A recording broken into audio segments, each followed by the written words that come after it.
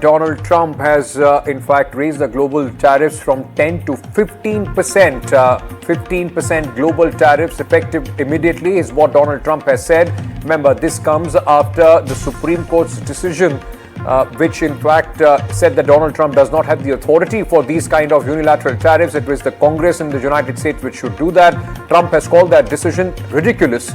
Now, another tariff twist as far as Donald Trump is concerned. Let me very quickly go across to my colleague Aditya Rajkol, who's joining us with more details. As expected, Aditya, you can't second guess with Donald Trump whether it's the Supreme Court or anything. He will still put a bunny out of the hat. Well, that's right. You can't predict him. He's unpredictable, and that's what he has done. Yesterday, people thought that the tariffs are over.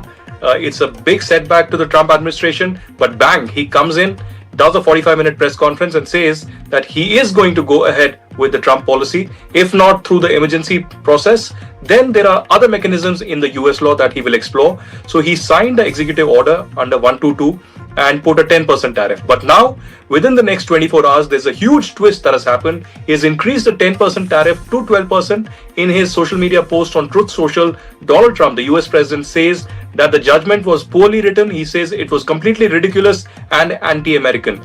Not just this, as of now, the tariff is 15%, but he says over the next few weeks and months, the Trump administration will put up legally permissible tariffs. So does that mean that the 15% tariffs will increase further and will go to the original 18% when it comes to India and the respective tariffs that are there for the other countries? It's a kind of a showdown that is between Supreme Court and the Trump administration. He's certainly not going to take it or put it lying low. He's going to explore everything possible in the book, in the Constitution of America and the law.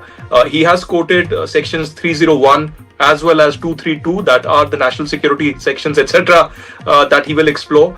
So it's likely that the tariff policy is going to continue unless the Supreme Court again passes a ruling or there are more petitions that are filed. That's also likely to happen, Ankit. Yeah, but Aditya, as we've been discussing, even whatever happens, that may not be the end. We still have 3 years of Donald Trump. So this back and forth is still keeping the world on the edge. You never know what he's going to do tomorrow.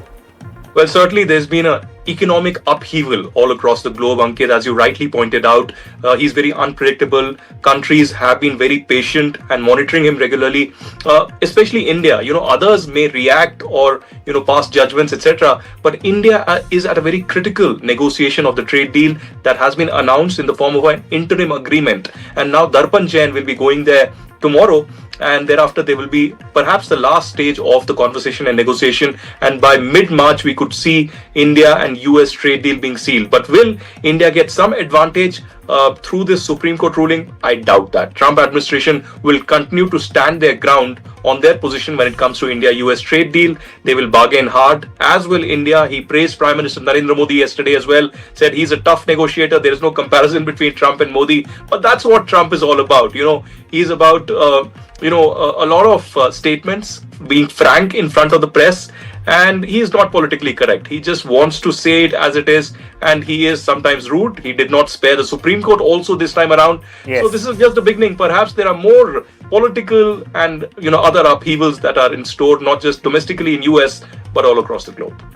Before I let you go, let me ask you one more question on this, because the announcement was made as far as the India-US trade deal is concerned. The Commerce Minister came out and spoke about the 18% tariff, and that was hailed as India's ability to bring it down from what Donald Trump had actually earlier put from 25 to 18%. Let me ask you this, Aditya. In the view of what happened in United States, can India push back for the tariffs to go low, or the trade deal is set and done, 18% is what we are looking at? Until the negotiations are over, nothing is off the table. Let me put it this way. But secondly, if we understand that the Supreme Court verdict will impact the trade negotiations in any way, I doubt that. As I said, the Trump administration will stand their ground. What will certainly happen is that domestically here in India, the Congress party, the opposition, will certainly attack the Modi government and say that why did you go an extra mile to perhaps please Trump? And that's what has happened. We've seen the former finance minister Chidambaram attack the Modi government and say that what happens to what you have already bargained and given concessions on in the fact sheet and the joint statement that came in. Will there be changes? We'll know by March, mid-March, when the negotiations are over, and perhaps there will be signing of agreement. Will Trump travel to India or Prime Minister Modi go to DC? We'll know perhaps in the next few weeks, but I don't see a major impact when it comes to India-US trade deal. The Commerce Ministry did issue a statement that they are studying the verdict, but I don't see India reacting or trying to see any major changes when it comes to the India-US trade deal. Aditya Rajkol, thank you so much for joining us with all those details on this very important story, which is coming in at this moment. In fact, Donald Trump going ahead from 10%, which was announced earlier, increasing it to about 15%, going after the Supreme Court of United States of America as well, and says that will issue new legally permissible tariffs. So he's not backing down, despite the Supreme Court in the United States calling the tariffs which have been put by the Trump administration, saying that the president does not enjoy that kind of power. The Congress is back in the United States, has the power to impose tariffs, to decide on how much tariffs should be put. Donald Trump initially from 10% now says it will be 15% while he explores legally permissible ways to increase the tariffs.